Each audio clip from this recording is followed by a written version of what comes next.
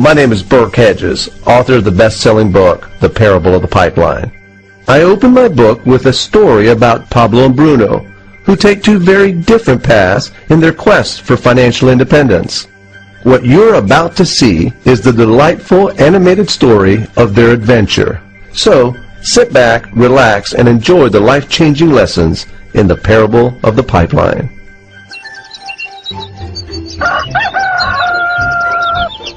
Far away, in a small village, near a beautiful valley, lived two friends, Pablo and Bruno. They were both young and dreamed of a better life for themselves.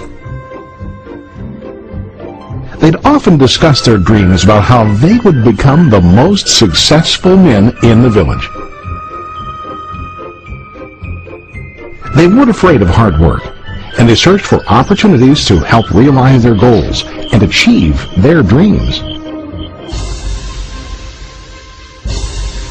One day, an opportunity presented itself.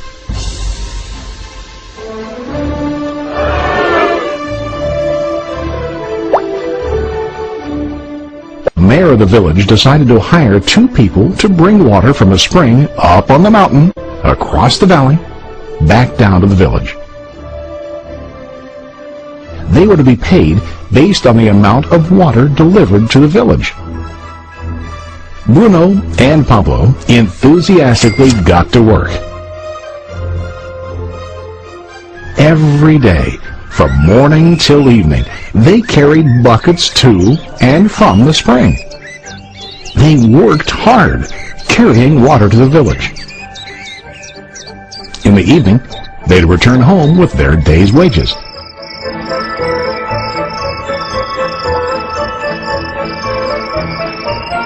Bruno was satisfied with his work and the money he earned. He was sure that with this work he could achieve his dreams. Bruno thought that to increase his wages he could use bigger buckets to bring more water each trip.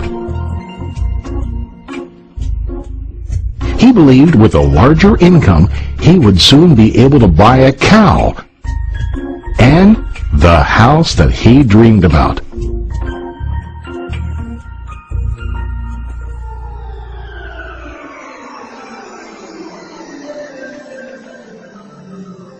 Now Pablo was not satisfied. At the end of the day, his back and hands ached, and he was exhausted. He was looking for an easier way to earn more. One day an idea occurred to Pablo. He imagined building a pipeline to deliver the water from the mountain spring to the village. With this pipeline, he could get more water to the village without carrying buckets back and forth from the spring to the village. Soon, he got very excited about his idea and began to plan. Pablo, of course, shared his idea with his friend Bruno and asked him to join with him to work on and help build the pipeline. Bruno thought the idea was crazy. All Bruno could think about was what his money could buy today and how to get it quicker. He felt that building a pipeline would slow him down and delay him in achieving his goals. Instead, Bruno got bigger buckets and went more often back and forth, fetching water. He was sure that with this method, he could make more money. Pablo decided to build the pipeline on his own. He understood that it would not be easy to build, and it would take time to complete the pipeline. Pablo knew that it could take several years to finish, but he set his mind on his goal. Every day he worked and carried water like before. But on weekends and during his spare time, he worked hard to dig in the rocky soil and build his pipeline. In the first month, there was little to show for his work.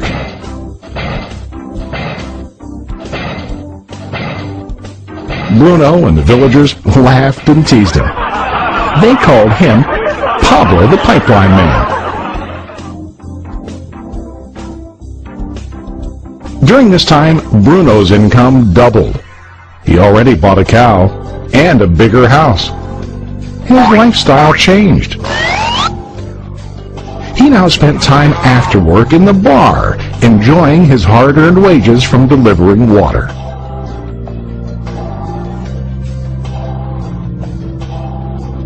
What Bruno didn't realize was that his body was starting to stoop from carrying heavy buckets every day.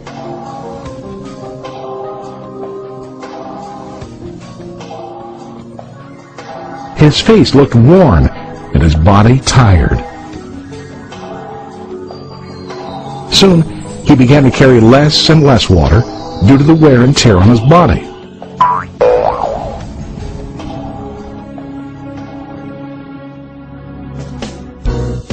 Month after month, Pablo worked. Soon a year passed, and then a second year. Finally, Pablo finished his pipeline. He now used his pipeline to deliver water to the village instead of carrying buckets. Pablo was now earning more money than ever before. The water continued flowing to the village, while Pablo wasn't working. While he slept and ate, the water flowed.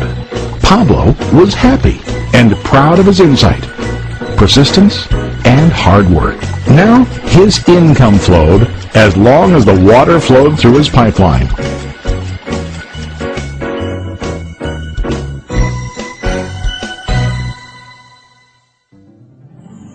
The story of Bruno and Pablo is a reflection of life. Their jobs symbolize what most people do to earn money. Bruno gets his money using buckets.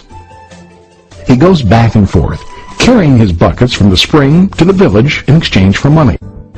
To increase his income, he either has to go more frequently to the spring or to use larger buckets.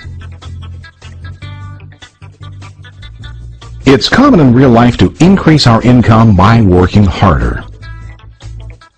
For example, working overtime or getting a second job. We also increase the size of our buckets by accepting a higher paying position, which often includes spending more time on the job. Most of us exchange time for money like Bruno. We know that every person has only 24 hours in the day and that it's not possible to use all our time to work. The most difficult time comes when we can no longer exchange time for money due to age, health, or other reasons. Then, our income stops. Now let's review what Pablo did. Very wisely, Pablo did not exchange all of his time for a limited income, but he used some of his time to build a pipeline. He knew that the pipeline would bring ongoing income as long as the water flowed. An ongoing income that multiplied the time he worked each day. Pablo knew that someday, maybe because of age or health, he would no longer be able to exchange his available time for money. Pablo knew that if he could make his idea of a pipeline work, then he only has to do the hard work of building the pipeline. After the pipeline was completed, Pablo was able to monitor and maintain the flow of water to ensure that his income will continue. Pablo has shown us that to earn an income, we don't always have to directly exchange time for money. There really are better ways. How about you? Are you still like Bruno, who directly exchanges time for money? Or do you want to be like Pablo, building and maintaining a pipeline for ongoing income? If you are interested in the idea of building your own pipeline, contact the person who lent you this presentation. You can start building your pipeline today.